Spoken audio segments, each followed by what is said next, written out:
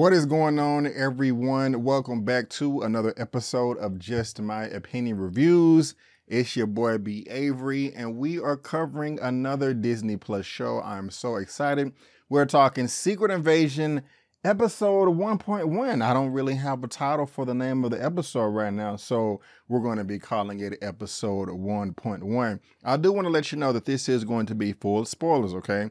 I'm going to spoil it up, down, left, right, in, and out. As if you've already seen it, you have been warned, but the episode just ended on Disney Plus, and I'm glad that I can come here right now with you to give you my recap on what I thought about this first episode. Also, before we get started, I will be going live today, Wednesday, June 21st, 2023 at 6:05 p.m.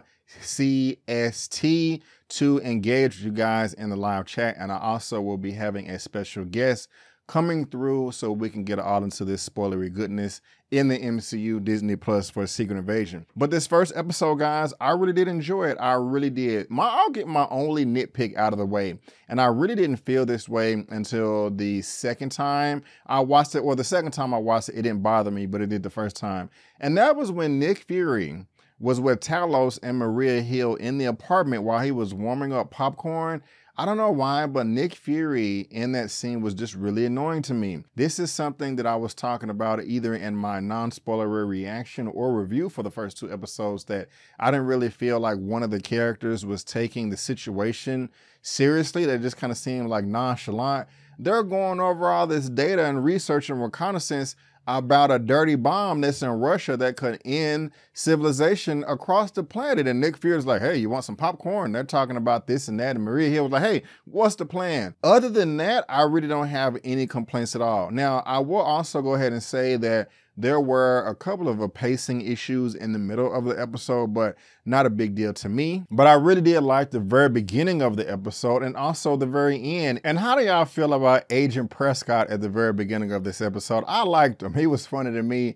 Rest in peace, my dude, rest in peace. But they really did enforce the stereotype of the tinfoil hat conspiracy theorists. Like, oh my gosh, we're being invaded by aliens. What's going on, you know? And I don't want to see Agent Everett Ross just tripping on Prescott like, oh, come on, what are you talking about? Aliens are invading Earth? You sound like a crazy person. No, that would not sound like a crazy person. We've already had aliens invade the planet multiple times. Thanos snapped half of the universe away. We got a talking raccoon, we got Groot, we got Thor coming from other dimensions. The cat is out the freaking bag that there are extraterrestrials out there. So I'm really glad that they didn't take it that route. The only reason I brought that up, and the reason I was just thinking about this, is when the Aquaman movie came out, there was a small news clip of one of the people like, oh my God, you sound crazy, Mr. Asian Man Atlanteans at the bottom of the sea. You already know there's an Atlantean. You know there's a Kryptonian. So that was just bad writing. And I don't mean to just pick on DC in that movie, but I was thinking that when I was watching this first episode. But I really did like Prescott. And we don't know what is going on at this point and how deep the threat level really is. Agent Ross is just saying to himself, okay, there's only a handful of Skrulls on the planet right now, and our direct contact with that is Mr. Nick Fury, Samuel L. Jackson. So they're our allies, and he's up on Saber, that space station up there, and I can't wait till we get to see more of that. So that's kind of cool right there. I like the continuity and the logic that they're applying to the characters. My only other nitpick, I know I said I only had one with Fury and the popcorn with Maria Hill and Talos, but my only other nitpick in this first episode is this scene right here. Prescott, if you truly believe that Agent Ross was a Skrull and that's why you tackled him and tried to choke him out, why didn't you pull out a gun and just shoot him?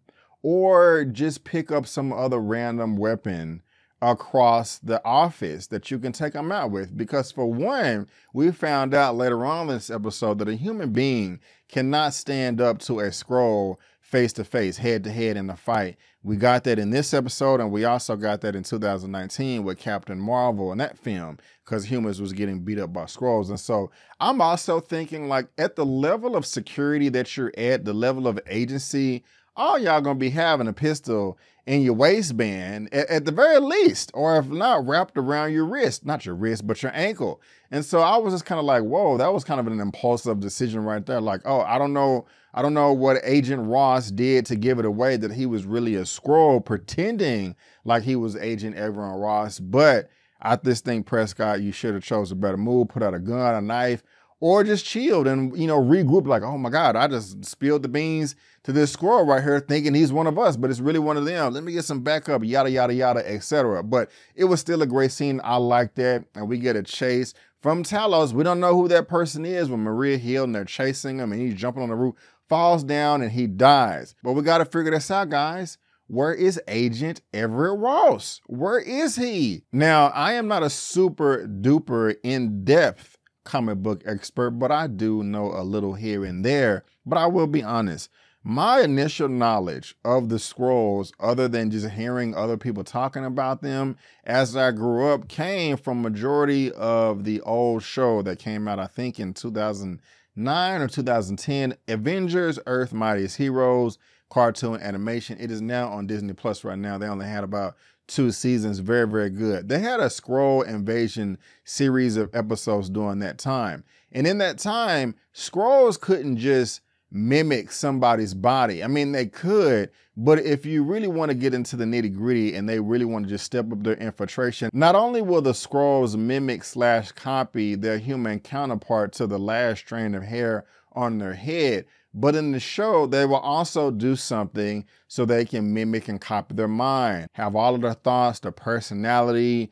mannerisms, all of their memories will be downloaded or copied into their psyche as well, just so they can infiltrate different segments of society much better. And they have to keep them alive to do that. They can't just, a Skrull can't kill a human and then take all of his stuff. No, they have to keep him alive. But that's the way it was explained in Avengers Earth Mightiest Heroes. And that's how it was explained in this first episode too. You saw that when they went to the compound outside of Kazakhstan over in Russia, because they are immune to radioactive waves and they don't know where any of that is said. That's not on the books. And so I like that as far as the writing is concerned, of like how they're hiding out on the Earth.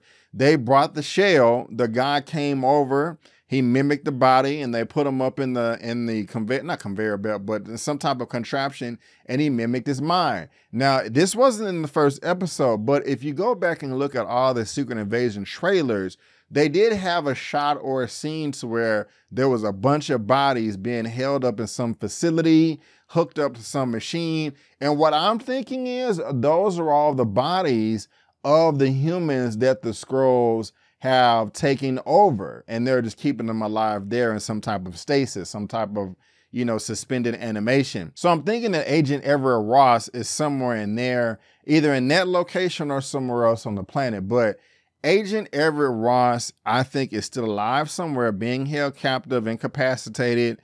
But I really want to know, like, how long has a Skrull been going around perpetrating Everett Ross? It could have been just for a week, 6 months, or all the way since the beginning that we met this character. I don't remember exactly when. Was it Captain America Civil War or Winter Soldier? I know we saw him before Black Panther, but I don't remember. You guys can let me know down in the comment section. Now, we do get to see Nick Fury finally come down from Saber. And when I was watching this first time, I saw it when he came down. As soon as the door opened, he was just like, oh, goddamn, I don't want to be back on Earth, like shit. You know what I'm saying? That's how he was looking. Hey, Maria, how you doing? Giving her a hug all reluctantly and stuff. I was laughing at that. I did kind of get a laugh. I did kind of get a tickle out of that. You guys let me know. But your boy has been up there for years. And I also like the fact that we got to see a shot of him as he was being dusted from Thanos back in 2018 at the very end of Avengers Infinity War. Not just being erased from existence will do something to you, but seeing yourself being erased from existence, especially with the mind of Nick Fury, that he knows all the secrets, he knows all the codes, and that he was not in front of this because Maria called him out in this episode like, hey, the Nick Fury that I know is always 3 steps ahead. You know what I'm saying? That is going to do something to your mind and F you up. And as much confidence as Nick Fury has, he is still a human being and his mind is going to be messed up. And I can only imagine you get erased from existence for 5 years. I mean, some people had the luxury when they was erased, they would sleep.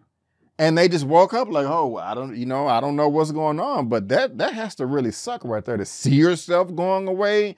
And yeah, I really felt Nick Fury right there. Like I would be messed up in the head too. Completely understandable, but he is not the same. And I got to give it to the MCU, the Marvel Disney. I like that they keep bringing this back to Blip. That is a big deal. It's the biggest deal in all of, now I'm gonna say human existence, but universal existence. I mean, half of life everywhere just went away. So I don't want them just like, oh, okay, that was the villain of last week. Let's move on to the next. No, that is gonna have lifelong repercussions. And we continue to see that with every new film, with every new Disney Plus show, just different characters, different perspectives on how that affected their lives. And so I want them to continue to do that. I mean, you don't want to just brush over this. That would be a very, very bad decision in my opinion. You know, but we got some dialogue, we got some exposition that the AAR, Americans Against Russia, could be a front for the Skrulls to do all of their nefarious activities. And they are trying to get a dirty bomb planted in Russia and blame the Americans, and so there can be a World War III. And I like Talos. He was like, look, if we don't get a hold on this right here, it's just gonna be the end of your species. And Nick Fury was like, oh shit, you know, he stood up. I gotta go for a walk. And of course, he was picked up by Sonya, who is an MI6 agent. We did see her a lot in the trailers for the show. Here she is right here being played by Olivia Colman, Special Agent Sonya Farnsworth. I really did like her. You guys let me know what you think. But she tried to call our boy Nick Fury out talking about, look, you're not the same anymore, okay? You let my medium security guys come and take you and bring you here. The Nick Fury that I met years ago would have never allowed that to happen. You would have seen them coming from a mile away. I'm just like, man, again, put some respect on Nick Fury's name. He knew them dudes was coming. He just wanted to be taken on purpose so he can get to you and plant the bug. She don't know that, but we do because he had a bug on him in the first place. He put it on the owl, but when he left the house, he was like, okay, I'm in Russia right now. I know that Sonya over here, she probably got this sector of the society covered. If I go out here, a black man in Russia, or 6'5", tall, however tall he is, you know what I'm saying? I'm going to stand out. I need to get some information because he know that she's not going to be honest with him, and she didn't. So he planted the bug and did all of his homework and all that. So I like that right there. I really, really do. Put some respect on Nick Fury's name. But guys, you also have to notice this right here. Go back, because a lot of y'all probably didn't notice this. Right before Nick Fury is kidnapped and taken over to Sonya, there was a little white girl with a ball, and it was like a, rainbow colored beach ball. That was the same girl that popped up at the very end of the episode that got Nick Fury's attention before he turned into Gravik, played by Kingsley Benadir, and blew up the whole city or whatever. But I kind of wonder was that Gravik right there? I doubt it, but was he watching Nick Fury the whole time? And maybe that's how Nick Fury knew that something was going on. Like, wait a minute, I've seen this little girl before with the ball. Before I got kidnapped, put in the van and go and take it over to Sonya crib or whatever. So this is kind of interesting right there, but you guys let me know if you were able to notice any of that. But yeah, man, we get over to Russia, and Emilia Clarke, who is playing Gaia, is one of the head people over here. They 500 deep.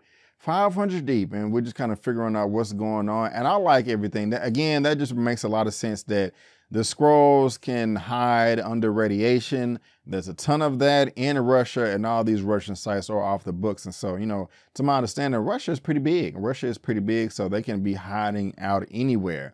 But what I also like is this right here, guys. We get to the fight between Talos and the art gallery gentleman. And he's a Skrull as well. I don't think that Talos knew that he was a Skrull initially, but that's pretty good because going back to the compound, Emilia Clarke's character Gaia did say the longer that we stay in our shells, our disguise, it's harder for humans and other Skrulls to detect if they're really a Skrull or not. And so I wonder how that's going to play out and through the rest of this series, because I would think that a Skrull would be able to tell another Skrull instantly, but that may not be the case. You guys let me know what you think. But it was a nice fight between them. And one of the things is, Talos did not want Nick Fury to be involved in that fight at all. He's like, I got this, I got this. And the dude called him out like, you are turning on your own people. And so Talos, in my opinion, is at a crossroad right now. Of course, he wants to be loyal to the humans because they did lead him in, but these are his people that were being executed and hunt down throughout the universe from the Kree. And so he don't know what side to go on. And he doesn't want, he's like, let me handle this. He don't want his own people dying by humans. If they're gonna die, let me do it. And that really did affect him. He really did not like that Nick Fury killed his own people like that. He was like, look, if I'm gonna kill him, you know, if he gonna die, let me do it. And plus he feels responsible as well. Talos was one of the first Skrulls here, and now this is becoming a mess of more Skrulls coming down, trying to take over Earth. He's like, let me handle it. That was a really nice emotional moment right there. I dug that a lot. You guys let me know what you think. I also like that they kept it consistent with the strength of the Skrulls and the humans, because Gaia was able to whoop up on Maria Hill in that underground subway railroad looking thing. So that's pretty cool right there. But it was also just a nice little heart-to-heart moment between Talos and Gaia as well. She was running around causing chaos, but he's like, look, your mama's dead. Your mama Soren is dead. And I think that's, you know, Talos's old girl, her mother from Captain Marvel in 2019. And I'm still on the fence right now. And it may be obvious to you guys of what side is Gaia really on? I mean, she led her dad on like, hey, there's going to be an attack tomorrow. I'm going to cover the bags with infrared. But I think it's safe to say, actually, she's not on the side of the humans. She's going with the Skrulls. She's going with Gravik, because, you know, they knew that they was going to show up and just wanted to set them on a wild goose chase. And there was a lot of pride in this too. I don't know why. Well, I know why Gravik is so upset. And let's talk about Gravik, played by Kingsley Ben-Adir. I like him in this role. I like him as an actor. I will be honest with you. You know, if you don't know, he was in One Night in Miami that came out, I think, in 2022 or not 2022, 2020. But when I saw the trailers for Secret Invasion, I was saying to myself, he just really seems generic, seems kind of friendly. I'm not really buying him as the villain. And to be honest with you, I don't even know if he was the villain while I was watching the trailers. But I will say I like his attitude. I like his demeanor. I like the way he carries himself. He seems pretty calculated. And so I'm not saying that he's the best villain in the whole MCU, but I do like him. I do like him, and I want to see more of him. And hopefully, you know, they can stick to landing as far as his character is concerned, because, you know, he's doing a pretty good job so far as, you know, revealing the threat level. And so, you know, keep that up, Marvel, keep that up. It was also funny too, when Nick Fury went to the bar and was talking to Maria Hill, like, hey, you're making friends with the locals. It's like, hey, well, spooks like me is what stopped the Cold War, something like that. She was like, you can't say that. He was like, no, you can. I was like, oh, okay, that's interesting conversation. Did y'all notice that? Let me know, let me know. But I like how Maria Hill and everybody else is calling Nick Fury out. Like, bro, you're not the same. You've been up there for years. You abandoned us. It pissed me off. It pissed Gravik off. And now he's trying to start World War III ×2. And so, yeah, that's all cool in the game right there. But y'all, we at the end of the episode, they sending them on a wild goose chase, explosions everywhere, bodies are flying. Gravik is I'm gonna say transforming. Well, yeah, he is transforming. And the thing is, when Nick Fury was following him, every time he was transforming, I was kind of wondering myself, like, okay, are there other people around that don't see a shapeshifter shape-shifting? Like, you know, why they screaming, oh shit, what the hell are you doing? You know what I'm saying? That's how I would be. But he blows everything up, shoots Maria Hill in the stomach. And I'm glad that Maria saw that it was not really, you know, Nick Fury that did it, that it was some type of imposter. But y'all, Maria Hill is dead? Is she dead, cuz? Man, I don't know how I feel about that right there. I want to see a lot more Maria Hill before she gonna meet her demise. You know what I'm saying? But hey, it is what it is. It was a good episode. It is a good episode, and I can't wait to talk to you guys about this more. But what do y'all think, man? What do y'all think is going to happen in the next episode? And I will say episode 2 is even better than episode 1, in my opinion, because this is not a spoiler, but the threat level is really revealed in episode 2. You're like, oh my goodness, this is not going to be an easy cleanup. But guys, that is my recap, my review for episode 1, titled episode 1.1. I'm just teasing. By the time we all see this, you know, there will be a title of the episode, and, you know, we can talk about it during the live. But again, guys, I will be going live tonight, 6 p.m. CST, not 6 p.m., 6:05 p.m. CST. So come through, engage in the chat. Let me know what you think about this. I really am digging the show. Disney Plus, Marvel, Disney, whatever your name is, okay? Follow, keep this up, okay? Serious tone, Captain America, Winter Soldier vibes, and I'm liking it. I don't mind the jokes that y'all be putting in your films and TV shows, but sometimes I don't want no jokes doing serious moments, and there was really no jokes at all in this episode right here. So I do this every week, guys. Make sure you come through. You're gonna get movie reviews, spoiler movie reviews, series reviews, Secret Invasion, of course, a superhero comic book show that I host every Sunday, 6 p.m. CST, a live movie news roundup show, trailer reactions, interviews. Like this is why you want to subscribe to the channel if this is your first time here. But guys, again, I just want to thank you so much for tuning in. And before you go, don't forget that my name is Brandon Keith Avery, and that's just my opinion. Peace.